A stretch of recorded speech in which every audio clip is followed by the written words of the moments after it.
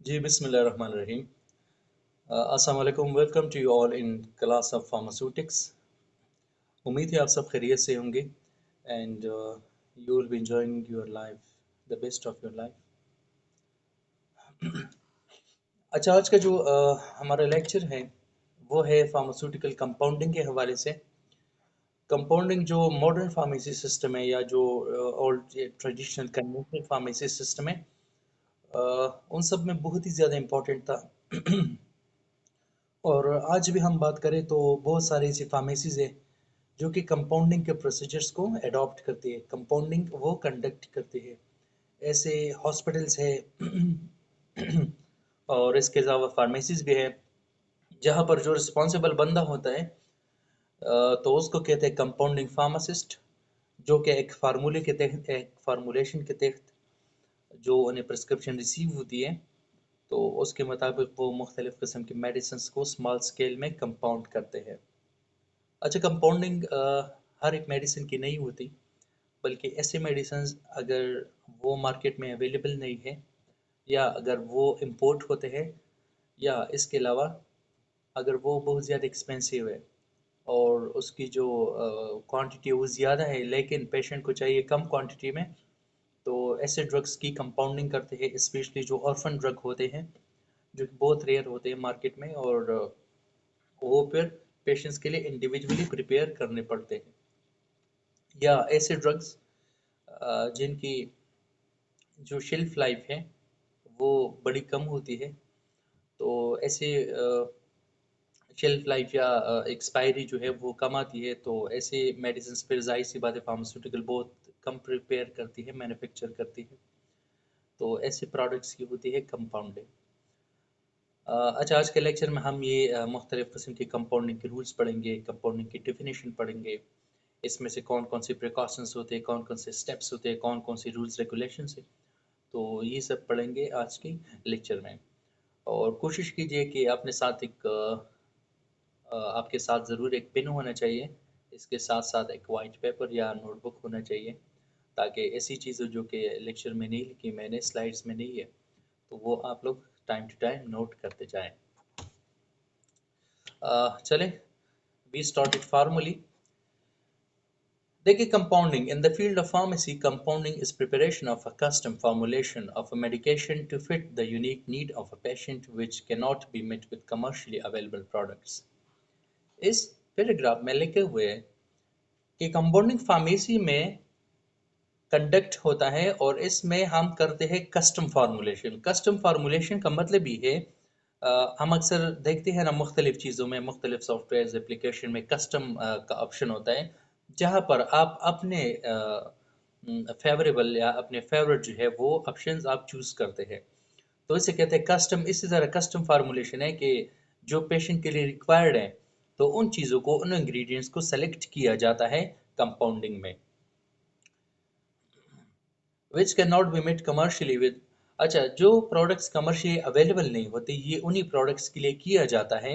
एक प्रिस्क्रिप्शन आता है कंपाउंडिंग फार्मासिस्ट के पास, वो उसको रिव्यू करता है और देखता है कि कौन से ड्रग रिक्वायर्ड है पेशेंट को, तो फिर उसका हर एक जितने भी कंपाउंडिंग के फार्मूलेशन है, तो मुख्तलिफ किस्म के ऑफिशियल बुक्स में, नॉन ऑफिशियल बुक्स में वो मेथडोलॉजीज और उसके जो इंग्रेडिएंट्स है, उसके जो कंटेंट्स हैं, वो मेंशन्ड होते हैं। तो उसकी फिर होती है कंपाउंडिंग, और उसी फार्मूले के मुताबिक मुख्तलिफ चीज़ों को इकट्ठा करके मोटर एंड पेसल में या किसी और चीज़ में उसको डाल के उसको फिर मुख्तलिफ स्टेप्स से गुजारा जाता है और फाइनली एक कंपाउंडेड प्रोडक्ट बन जाता है। अच्छा, compounding is the preparation and supply of a single unit of a product intended for immediate use by a specific customer. देखिए, कंपाउंडिंग में एक सिंगल जो यूनिट होता है, सिंगल यूनिट का मतलब ये कि सिंगल डोज या टू टाइम डोज, या मतलब ज़्यादा भी, वन टाइम से ज़्यादा भी अगर डोज है, तो मतलब स्मॉल क्वांटिटी में जो प्रिपरेशन होती है एक स्पेसिफिक कस्टमर के लिए। ये नहीं कि मतलब एक को बना लो और फिर हर एक पेशेंट के लिए वो डिस्पेंस करते जाओ। हर एक पेशेंट के लिए जो उसका प्रिस्क्रिप्शन है उसी के मुताबिक होती है कंपाउंडिंग।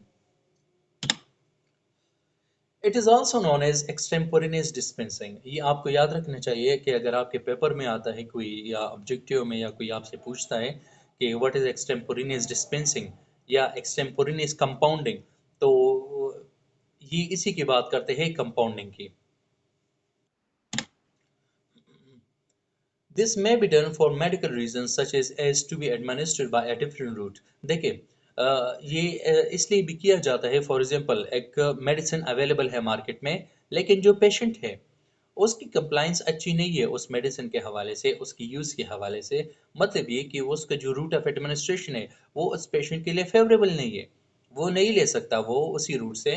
तो ऐसे ड्रग्स को फिर दूसरे रूट के लिए, फॉर एग्जांपल अगर कोई चीज़ टेबलेट के फॉर्म में अवेलेबल है तो उसको कैप्सूल में फॉर्मुलेट करना, या अगर एक चीज़ कैप्सूल टैबलेट फॉर्म में अवेलेबल है तो उसको सिरप के फॉर्म में अवेलेबल करना, या किसी और रूट के फॉर्म में अवेलेबल करना, तो ये भी होता है कंपाउंडिंग में। इसलिए भी कंपाउंडिंग की जाती है।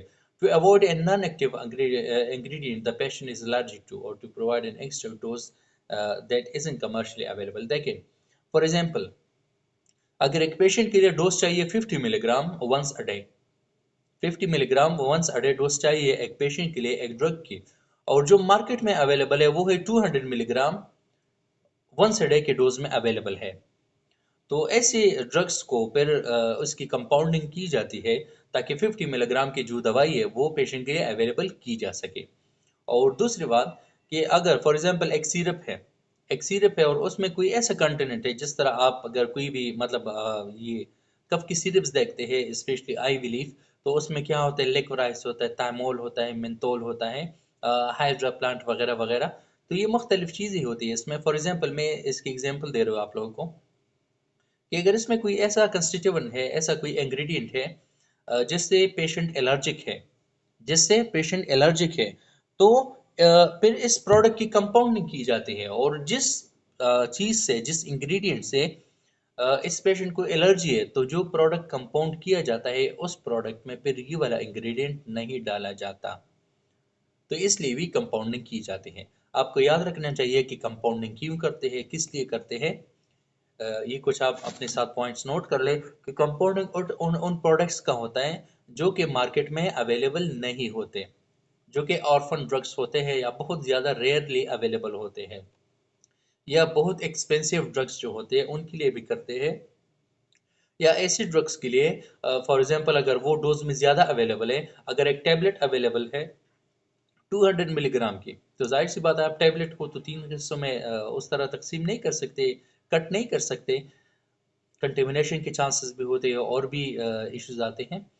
तो इसलिए उस अगर ड्रग की कंसंट्रेशन या स्ट्रेंथ है 200 मिलीग्राम इन अ टैबलेट, तो उसको 50 मिलीग्राम इन अ टैबलेट में अगर पेशेंट को रिक्वायर्ड है तो उसकी फिर कंपाउंडिंग की जाती है, उसे फिर स्मॉल स्केल पे बनाया जाता है।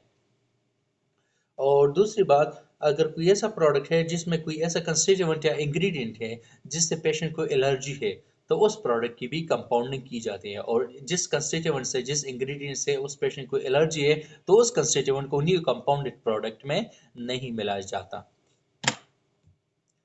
अच्छा, वाई कंपाउंडिंग क्यों जरूरी है, कंपाउंडिंग क्यों करते हैं? A physician may choose to prescribe a compounded medication for a patient with an unusual health need that cannot be met with commercially manufactured product. देखिए, फॉर एग्जांपल अगर एक फिजिशियन ये समझता है कि ये फला बंदे को जो ये ड्रग है या इसकी जो बीमारी है, इसके जो साइन सिम्टम्स है, इसके लिए ये वाले फार्मूले, ये वाले रेसिपी के तहत एक दवाई रिक्वायर्ड है, और इस फार्मूले या इस रेसिपी के तहत जो दवाई है वो मार्केट में नहीं है अवेलेबल, तो उसकी फिर की जाती है compounding. Patients who can not take commercially prepared prescriptions of a drug. अच्छा, ऐसे प्रिस्क्रिप्शन प्रिस्क्राइब ड्रग जो कि या तो एक्सपेंसिव है या अवेलेबल नहीं है कमर्शियल मार्केट में, तो उसकी कंपाउंडिंग की जाती है। Patients requiring limited dosages strength such as a very small dose for infants. देखिए, फॉर एग्जांपल जो डोज आते हैं, हम अगर बात करें मुख्तलिफ किस्म की सिरप्स की, तो उसका जाहिर सी बात है अपना एक स्ट्रेंथ होता है 250 मिलीग्राम पर 5 ml, या कोई 100 मिलीग्राम पर 5 ml एक्सेट्रा। तो अगर एक इन्फेंट को चाहिए स्मॉल डोज में, तो स्मॉल डोज कैसे ऑब्टेन करेंगे उस सिरप से? अगर ऑब्टेन नहीं किया जा सकता तो फिर उसकी करते हैं कंपाउंडिंग। और उसको पिल कम स्ट्रेंथ में, फॉर एग्जांपल अगर पेशेंट को चाहिए 30 मिलीग्राम पर ml, तो इसी तरह फिर वो कंपाउंड किए जाते हैं. Patients requiring a different formulation, such as turning a pill into a liquid or a transdermal gel for people who cannot swallow pills due to disability. अच्छा, ऐसे पेशेंट्स जो कि मतलब रूट ऑफ एडमिनिस्ट्रेशन के साथ वो नहीं ले सकते उस रूट के थ्रू, तो उन पेशेंट्स के लिए मुख्तलिफ़ किस्म के फार्मूलेशंस की कंपाउंडिंग की जाती है, जिस तरह के अगर एक टैबलेट है, कैप्सूल है या कोई भी चीज़ है, उसको सिरप के फॉर्म में बनाना, उसकी सिरप के फॉर्म में कंपाउंड करना, या कोई ऐसा कोई मेडिसिन है जो कि एक बंदा ओरली नहीं ले सकता या इंजेक्टेबल फॉर्म में नहीं ले सकता, तो उसको फिर टॉपिकल फॉर्म में क्रीम, ऑइंटमेंट एक्सेट्रा जेल के फॉर्म में लाना उसको, तो ये सब होता है कंपाउंडिंग में. Patients requiring an allergen-free medication such as one without gluten or colored dyes. अच्छा, देखिए ऐसे प्रोडक्ट्स होते हैं जिसमें ऐसे कंस्टिट्यूएंट, ऐसे इंग्रेडिएंट्स होते हैं जो कि मुख्तलिफ या जो कि चंद एक पेशेंट के लिए एलर्जिक होते हैं, जिस तरह ग्लूटेन की हम बात करें या मुख्तलिफ किस्म के जो डाइज इस्तेमाल होते हैं मेडिसिन में. तो अगर एक बंदा एलर्जिक है इनसे, तो उसके लिए एक ऐसी फार्मूलेशन तैयार की जाती है जिसमें ड्रग तो वही इस्तेमाल होता है, लेकिन जो ये इंग्रेडिएंट्स है जिससे बंदा एलर्जिक है, तो उसको इसको फिर वो अ, निकाल देते हैं उस रेसिपी से. Patients who need drugs that have been discontinued by pharmaceutical manufacturers because of low profitability. अच्छा, ऐसे ड्रग्स होते हैं जो कि फार्मास्यूटिकल्स जो हैं वो तैयार नहीं करते, या तो उसका मार्केट इस तरह का सैचुरेटेड मार्केट नहीं होता, पेशेंट्स कम होते हैं, डॉक्टर प्रेस्क्राइब नहीं करता, या जो भी इशू हो, तो ऐसे ड्रग पर जाहिर सी बात है फार्मास्यूटिकल्स जो है वो डिसकंटिन्यू करते हैं उसकी मैन्युफैक्चरिंग. तो ऐसे प्रोडक्ट्स की कंपाउंडिंग होती है.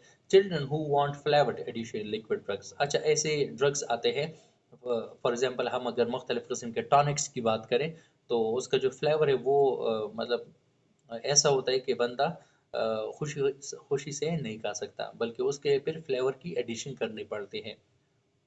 स्पेशली बच्चों की हम अगर बात करें, चिल्ड्रन की हम अगर बात करें, तो पीडियाट्रिक्स में ये होता है कि अगर वो दवाई का फ्लेवर अच्छा है तो बच्चा आराम से खाएगा, खुशी से खाएगा वो, लेकिन अगर वो नहीं है तो फिर कंप्लाइंस अच्छी नहीं रहती. अच्छा, हम पाकिस्तान के कंटेक्स्ट में बात करें तो पाकिस्तान में कंपाउंडिंग पहले नहीं थी अवेलेबल, लेकिन चंद एक साल हुए ये कंपाउंडिंग का जो ट्रेंड है अभी अभी चलता जा रहा है. ये मैं आपको एक ऑनलाइन फार्मेसी का मैं एक पिक्चर दिखा रहा हूँ, जहाँ पर लिखा है ऐसे मरीज जिनकी तैयारशुदा अद्वियात बाजार में दस्तयाब ना हो, वो हमारी कंपाउंडिंग फार्मेसी के सहूलत से मुस्तफ़ीद हो सकते हैं. तो ये एक बहुत ही बेहतरीन प्रैक्टिस है, बहुत ही बेहतरीन प्रैक्टिस है पेशेंट को बेनिफिट देने के लिए, और जो मॉडर्न फार्मेसी है उसकी प्रैक्टिस को इम्प्लीमेंट करने के लिए, कि इस तरह की प्रैक्टिसेस पाकिस्तान में स्टार्ट हुए हैं. अच्छा, मैं आपको इधर एक वो दिखा देता हूँ कि अगर एक प्रोडक्ट की कंपाउंडिंग होती है, तो उस कंपाउंडिंग की लेबलिंग कैसे होगी, कैसे उसको लेबल करते हैं या कैसे उसको प्रेजेंट करते हैं पेशेंट को. क्योंकि लेबलिंग, अगर हम लेबलिंग की बात करें तो जितनी भी प्रोडक्ट्स हैं उसमें लेबलिंग एक बहुत ही इसका एक पैरामाउंट रोल होता है, क्योंकि लेबल पे ही सब कुछ लिखा होता है उस प्रोडक्ट की डिटेल्स, जो कि पेशेंट की कंप्लायंस की बेहतरी में बहुत कारआमद हो सकती है. ये आपको एक लेबल नज़र आ रहा है जो कि एक फॉरेन प्रैक्टिस का है. इसका नाम है प्रैक्टिकल फार्मेसी, एक फार्मेसी की कंपाउंडिंग प्रोडक्ट है, और उसका ये एक लेबल है. ये आप देख सकते हैं, RX प्रिस्क्रिप्शन नंबर ही लिखे हुए इधर. अच्छा, ये पेशेंट का नेम है और ये फार्मासिस्ट ने इसको कंपाउंड किए हुए है.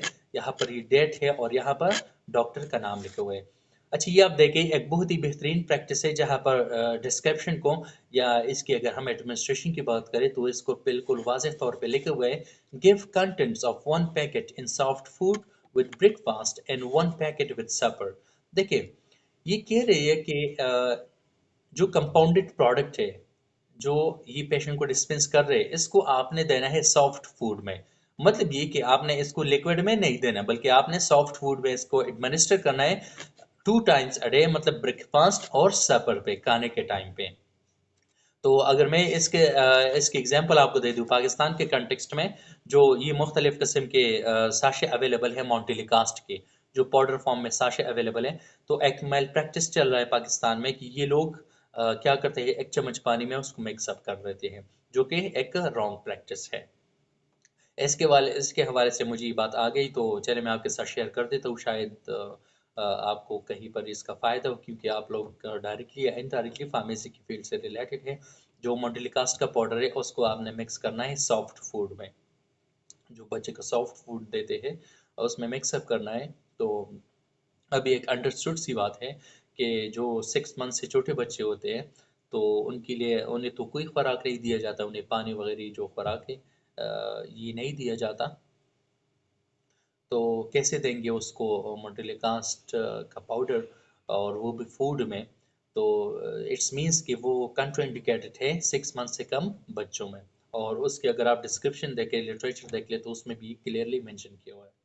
अच्छा, तो ये मैंने आपको एक कंपाउंडिंग का जो लेवल है उसके मैंने आपको डिस्क्रिप्शन बता दी। तो इधर ये देखें, मैन्युफैक्चरिंग डेट पे लिखे हुए कंपाउंडेड, और यहाँ पर डेट लिखा जाता है, क्योंकि यहाँ पर ऑलरेडी लिखे हुए है कि फला डेट को ये ड्रग कंपाउंड हुई, और इस पर एक्सपायरी भी लिखा जाता है कि आपने इस टाइम पे या इतने दिन में, महीनों में ये एक्सपायर होगा। अच्छा, क्वांटिटी लिखे हुए 14 पैकेट्स इसने डिस्पेंस की हुई है। अच्छा, डिस्कार्ड आफ्टर, तो यहाँ पर डेट लिखा जाता है। और रिफिल का मतलब ये है कि आप ये जो दवाई है, ये जो पाउडर है, ये आप कितनी बार और ले सकते हैं। अगर पेशेंट को रिक्वायर्ड है कि वो 14 पैकेट जब इस्तेमाल करता है, जाहिर सी बात है 7 डेज का डोज है, क्योंकि 2 टाइम्स अ डे है, तो फिर इसको 2 दफ़ा ले सकते हैं। अगर 2 दफ़ा ले सकते हैं इसको, तो यहाँ पर रिफिल में 2 लिखा जाता है। जी, ये क्लियर है, ये था हमारा कंपाउंडिंग का टॉपिक। और उम्मीद है आप लोगों ने कुछ ना कुछ सीखा होगा इस टॉपिक से। किसी का कोई कंसर्न, कोई क्वेश्चन है, तो वो चैट बॉक्स में पूछ सकते हैं।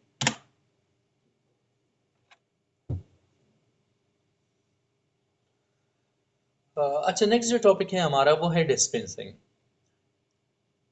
Dispensing is an important part of pharmacy, in which the pharmacist or the pharmacy aide, under the direct supervision of a pharmacist, interprets the physician requirement on the prescription and accordingly supplies for the treatment of his patients। देखिए, dispensing में होता क्या है कि एक pharmacist या जो pharmacy assistant होता है, या जो फार्मेसी का स्टाफ होता है, वो प्रिस्क्रिप्शन को रिसीव करता है, और under the supervision of pharmacist उस प्रिस्क्रिप्शन को रिव्यू किया जाता है।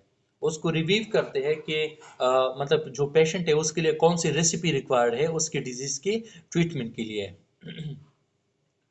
तो जो पेशेंट की रिक्वायरमेंट है, जो प्रिस्क्रिप्शन की रिक्वायरमेंट है, उसके मुताबिक जो उसको मेडिसिन दी जाती है, उन्हें उसे कहते हैं डिस्पेंसिंग। यहाँ पर आप देख लीजिए, इसकी मैं बात करूँ, ये एक प्रोडक्ट कंपाउंड किया हुआ है फार्मेसी में। एक कंपाउंड तैयार हुआ है फार्मेसी में, इसको अभी पेशेंट को दे रहे हैं, पेशेंट को ये लोग डिस्पेंस कर रहे हैं। तो ये प्रोडक्ट तैयार करना, ये था कंपाउंडिंग का प्रोसेस, और इस प्रोडक्ट को फिर पेशेंट को देना इस गाइडलाइन के साथ, ये है डिस्पेंसिंग।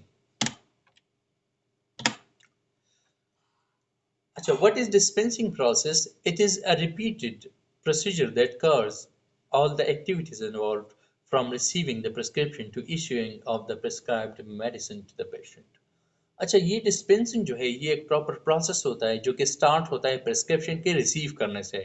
जब आप काउंटर पे एक प्रिस्क्रिप्शन को रिसीव करते हैं, तो यहाँ से ये प्रोसेस स्टार्ट हुआ, उसकी फिर मुख्तलिफ किस्म के स्टेप्स है, उसके फिर मुख्तलिफ किस्म के प्रिकॉशंस हैं, और आप जब एक पेशेंट को मेडिसिन दे देते हैं, तो ये है डिस्पेंसिंग प्रोसेस का एंड स्टेप। हम आगे स्लाइड्स में जाके पढ़ते हैं। अच्छा, what do you need to know to have a standard dispensing process?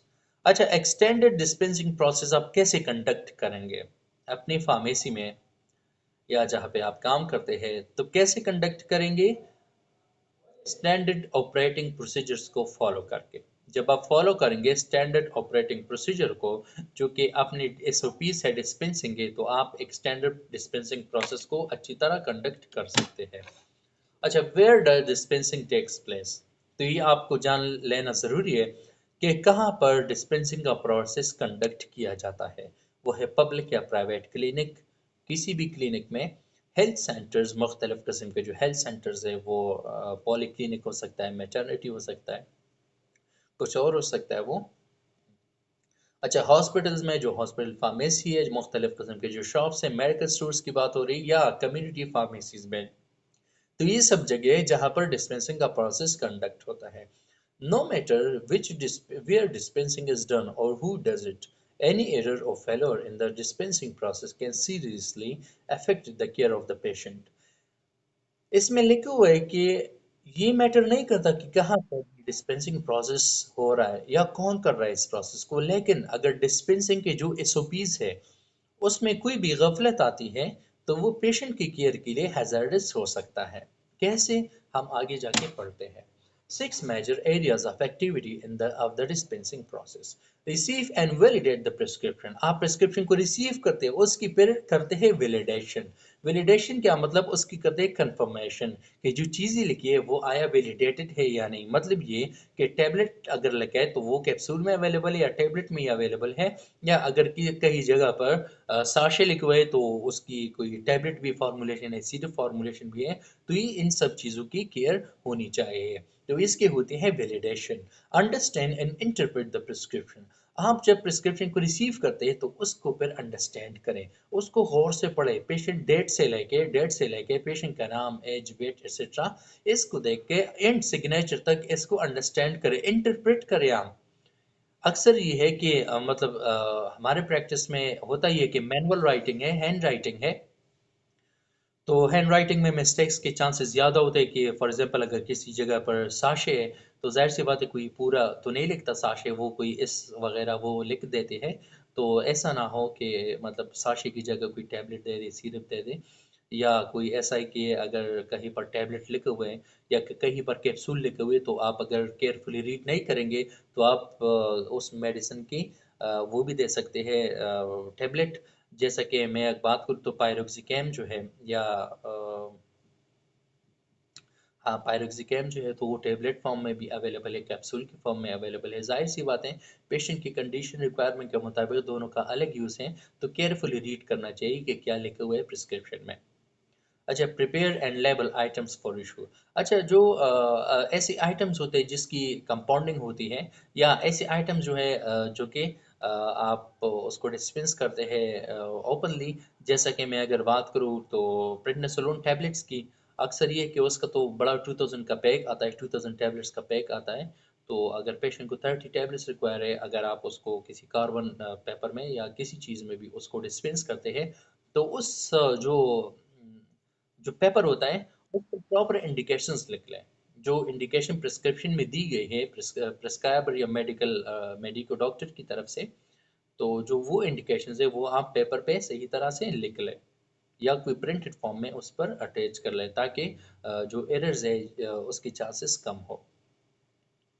अच्छा, मेक अ फाइनल चेक। जब आप प्रिस्क्रिप्शन को प्रिपेयर करते हैं, चीज़ों को आप डिस्पेंस करने लगे हैं, तो आप चीज़ों को फाइनली चेक कर लें कि सब चीज़ें बराबर है प्रिस्क्रिप्शन के मुताबिक। Record take action taken. अगर कोई इसमें नारकोटिक्स वगैरह है या शेड्यूल जी के ड्रग्स हैं, तो वो जो ड्रग्स है उसकी फिर प्रॉपर डॉक्यूमेंटेशन होनी चाहिए, जो कि हर एक फार्मेसी पे या मेडिकल स्टोर पे वो मुख्तलिफ S O Ps health department से इशू किए गए होते कि आपने कैसे रिकॉर्ड को मेंटेन करना है। Issue medicine to the patient with clear instructions and advice। और पेशेंट को जब मेडिसिन देते हैं तो प्रॉपर एडवाइस के साथ, मतलब एडवाइस ये कि जो डॉक्टर की तरफ से आया हुआ है, या अगर पेशेंट के लिए जो काउंसलिंग कंटेंट रिक्वायर्ड है तो वो प्रॉपरली डिलीवर हो सके। तो ये मुख्तलिफ किस्म के डिस्पेंसिंग के प्रोसेस के स्टेप्स थे। अच्छा, step 1, receive and validate the prescription। Upon receiving a prescription, the staff member responsible should confirm the name of the patient। आप नेम को कंफर्म कर ले। Cross checking the name and identity, the use of matching number और sample, one attached to the prescription and the one given to the patient. देखें, तो फिर आप cross check करें कि फॉर एग्जांपल आपके सामने आपके काउंटर पे अगर दो बंदे खड़े हैं और आपके सामने दो प्रिस्क्रिप्शन है, तो ऐसा ना हो कि आप एक की दवाई दूसरी को डिस्पेंस कर ले। तो आपने फिर क्रॉस चेक करना कि हाँ, मतलब नेम वगैरह आपने कंफर्म करना है। Understand and interpret the prescription. कैसे इंटरप्रेट करेंगे? Read the prescription carefully read करें, आप उसको इंटरप्रेट करें। मुख्तलिफ किस्म के जो एब्रीविएशन इस्तेमाल होते हैं, जिस तरह के हमने पढ़े हुए ऑलरेडी एब्रीविएशन कौन से, पर ऑलर है, BD है, TID है, QID है, एटसेट्रा एटसेट्रा, तो आपने उसको प्रॉपरली इंटरप्रेट करना है। Confirm that the dose required are in normal range. अच्छा, ये है कि डोज जो दे रहे हैं आप वो नॉर्मल रेंज में दे रहे हैं, जो कि प्रिस्क्राइब डोज है। Correctly perform any calculation of dose and issue the quantity. अच्छा, तो मतलब अगर कहीं पर कैलकुलेशन की रिक्वायरमेंट है, फॉर एग्जांपल अगर हम पीडियाट्रिक में डोज की बात करें तो उसमें डोज कैलकुलेशन रिक्वायर्ड होती है, तो वो करें। Identify any common drug drug interaction. अगर कहीं पर ड्रग ड्रग इंटरेक्शन आता है तो आप उसको आइडेंटिफाई करें और अपने जो प्रिस्क्राइबर है उसके साथ डिस्कस करें। It is assumed that the prescription will be in written form. जाहिर सी बात है, प्रिस्क्रिप्शन जो है वो रिटन फॉर्म में होता है। Verbal orders for medication should be given only in exception and emergency situation. अच्छा, जो भी आप डायरेक्शन देते हैं या जो भी मतलब प्रिस्क्राइब, ये एक प्रिस्क्राइबर्स के लिए, जो लोग प्रिस्क्रिप्शन करते हैं उनके लिए ये डायरेक्शन कि अगर कहीं पर मतलब डिस्पेंसिंग होती है मेडिकेशन, सॉरी प्रिस्क्रिप्शन होती है मेडिकेशन की, तो वर्बल ऑर्डर्स अवॉइड किए जाए अनलेस एंड अनटिल अगर कहीं पर इमरजेंसी सिचुएशन है, तो जो ऑर्डर्स है मेडिकेशन के वो हमेशा रिटन फॉर्म में होने चाहिए। All the calculation should be double checked by the dispenser or the counter check by another staff member. अच्छा, जो भी मतलब आप कैलकुलेशन करते हैं ड्रग डोज की, तो वो खुद भी चेक करे या किसी और दूसरे साथी से भी चेक करवाए, ताकि जो एरर के चांसेस है वो बहुत ज़्यादा कम हो। अच्छा, checking a prescription may save a life। कैसे देखिए, बहुत सारे ऐसे ड्रग्स होते हैं जो कि हजार्डस होते हैं, हार्मफुल होते हैं या लॉन्ग टर्म के लिए इस्तेमाल होते हैं।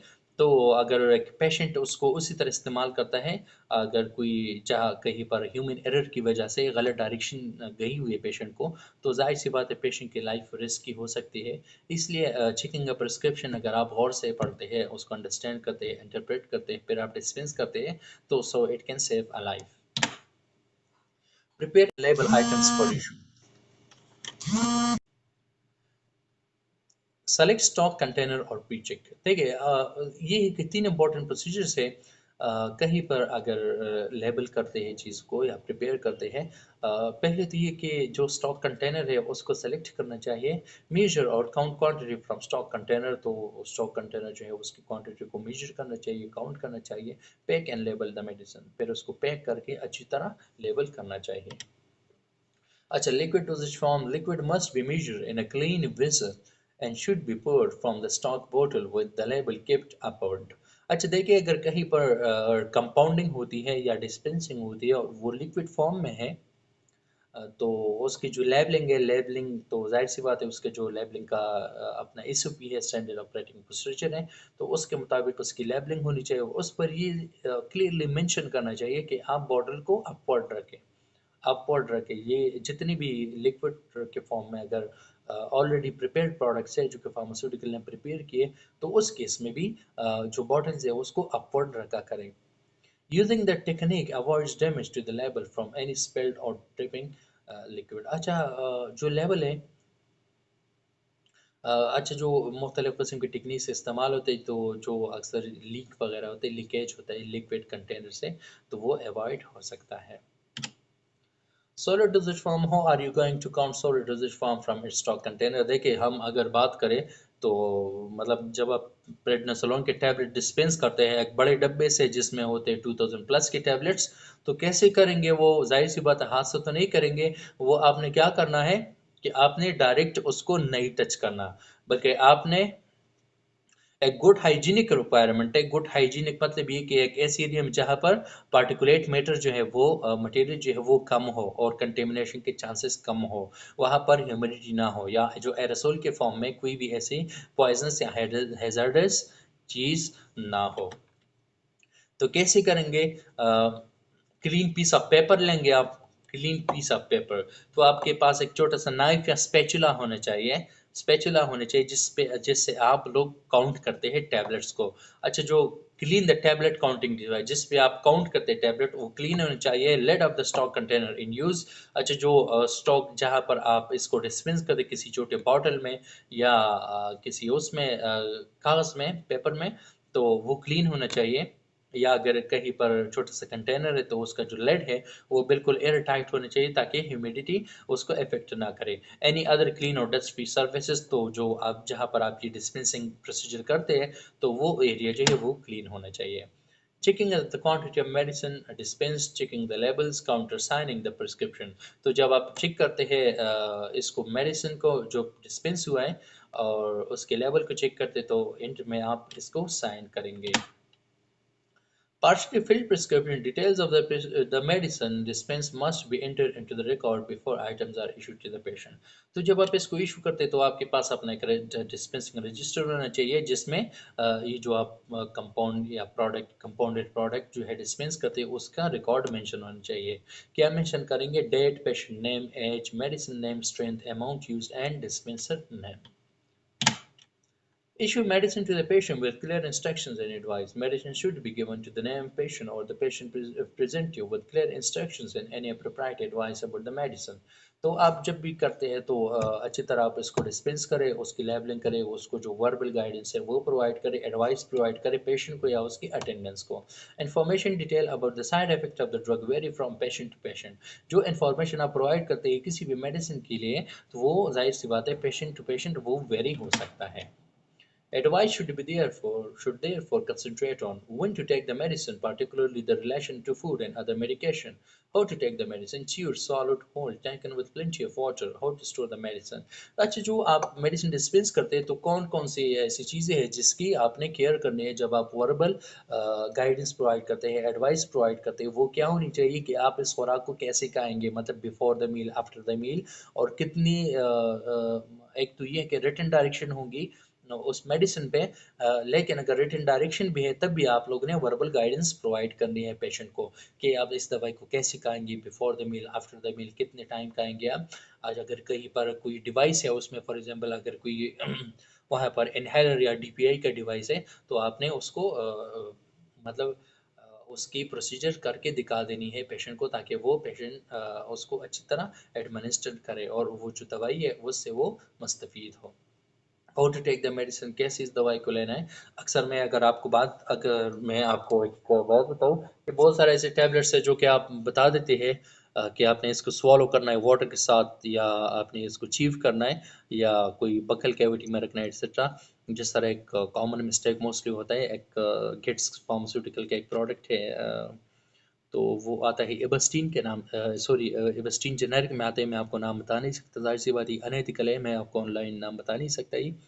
तो वो जो एबस्टीन की फार्मूलेशन है गिट्स की तो वो आती है और डिस्पर्सिबल के फॉर्म में, तो अक्सर लोग ये है कि वो उसको स्वालो कर देते हैं। जाहिर सी बात है अगर कहीं पर ये लिखा हुआ कि और डिस्पर्सिबल है तो ये एक प्रॉपर रिसर्च के बाद ही वो यहाँ तक पहुँचे कि उन्होंने ये रूट स्पेसिफाई किया हुआ है पेशेंट्स के लिए। तो इसकी केयर करनी चाहिए। How to store the medicine, आपने क्लियरली बता देना है पेशेंट्स को कि आपने इसको ओपन एनवायरनमेंट नहीं रखना, ह्यूमिड प्लेस में नहीं रखना, हीट वाले एरियाज में नहीं रखना, सन को एक्सपोज नहीं रखना, बल्कि आम या ऑप्टिमम रूम टेम्परेचर पे इस मेडिसिन को स्टोर करना है। Warning about the possible side effects should be given cautiously, common but harmless side effects, nausea, vomiting, mild diarrhea, etc. अच्छा देखिए, अगर कहीं पर जाहिर सी बात है जो फार्मेसी पे होते हैं वो क्वालिफाइड बनते होते हैं, फार्मासिस्ट या कोई फार्मेसी असिस्टेंट जिसको नो होती है ड्रग की, जिसको इन्फॉर्मेशन वाफर मकदार में होती है जितने भी ड्रग्स हैं। अगर किसी ड्रग का ऐसा कोई साइड इफेक्ट आता है तो आप पेशेंट को इन्फॉर्म करें एडवांस में कि अगर इस तरह का कोई साइड इफेक्ट आता है तो आपने घबराना नहीं है, बल्कि आपने इसको यूज़ करना है। या अगर कोई मतलब सीवियर साइड इफेक्ट है तो आपने उसको भी इन्फॉर्म करना है कि आप हमारे साथ कांटेक्ट कर सकते हैं या किसी डॉक्टर या फार्मासिस्ट से आप गाइडेंस ले सकते हैं। अगर कोई ऐसा मेडिसिन है, ऐसे बहुत सारे मेडिसिन है जो कि अक्सर यूरिन या स्टूल के कलर को चेंज कर देती है, तो वो ही आप लोगों ने बताना है ताकि पेशेंट घबरा कर उस मेडिसिन को छोड़ ना दे। More serious side effects should be mentioned only with the agreement of the prescriber, who needs to take those risks into account when prescribing the medicine। अगर कहीं पर कोई ऐसा सीरियस साइड इफेक्ट है तो आपने पेशेंट को बताना है, लेकिन with the consent of prescriber, के प्रिस्क्राइबर से आपने उसको काउंटर चेक करवा देना है, तब पेशेंट को बता देना है। अच्छा, the medication should have the recipient repeat back the instruction. तो जब मतलब आप डिस्पेंस कर दे तो अगर कहीं पर कोई कन्फ्यूजन है तो आप रिसिपिएंट से कह सकते हैं, आप उस पेशेंट या कस्टमर से कह सकते हैं कि आप इस इंस्ट्रक्शन को रिपीट करें, ताकि काउंटर चेक हो जाए कि इस बंदे को समझ आ गई है या नहीं। अच्छा, ये मुख्तलिफ किस्म के डिस्पेंसिंग के एरर्स है जो कि आप लोगों को जाननी चाहिए। इनकरेक्ट ड्रग, अक्सर ये है कि इनकरेक्ट ड्रग जो है वो बॉटल में डाला जाता है। इम्प्रॉपर लेबलिंग, प्रॉपर अगर फॉर एग्जांपल आपने 2-3 लेवल तैयार करी या ज़्यादा लेवल तैयार की, तो गलत लेबल चिपका देते हैं गलत बॉटल पे। रॉन्ग क्वांटिटी, अक्सर क्वांटिटी के अगर 30 है तो 40 टैबलेट्स मेंशन होते हैं, या अगर कहीं पर 40 टैबलेट्स है तो 80 टैबलेट्स जो है वो डाले जाते हैं उसमें बॉक्स में या बॉटल में। तो ये मुख्तलिफ किस्म के एरर्स है, इसमें ये भी आते हैं इनएडिक्वेट इंस्ट्रक्शंस, जैसे कि tablet 1 tablet bye mouth daily without food. अगर आप लिख देते हैं या कोई जो फार्मासिस्ट डिस्पेंसिंग बंदा है वो लिख देते हैं टेक 1 टैबलेट बाय माउथ, तो ये प्रॉपर इन्फॉर्मेशन नहीं है। मतलब चलिए ठीक है 1 टैबलेट बाय माउथ, लेकिन विदाउट फूड या विद फूड, तो कंप्लीट इन्फॉर्मेशन देनी चाहिए। इम्प्रॉपर स्टोरेज कंडीशन और पैकेजिंग, अक्सर ये जो डिस्पेंस होता है उस पर ये नहीं मेंशन किया होता है कि आपने इस प्रोडक्ट को आपने किस टेम्परेचर पे स्टोर करना है। तो ये मुख्तलिफ किस्म के डिस्पेंसिंग एरर्स है जिसको अवॉइड करनी चाहिए। So this was all about our today's lecture, dispensing and compounding। उम्मीद है आप लोगों ने कुछ ना कुछ सीखा होगा। ये बहुत ही इंपॉर्टेंट था फार्मेसी के हवाले से, और किसी का कोई भी कंसर्न है, कोई भी क्वेश्चन है तो वो पूछ सकते हैं और लेक्चर के बाद ग्रुप में। तो so I will try to address each and every query of yours. So thank you so much for such a being attentive audience. See you inshallah tomorrow with new lecture, new ideas and new motivation. अपना ढेर सारा ख्याल रखिएगा। अल्लाह हाफिज़।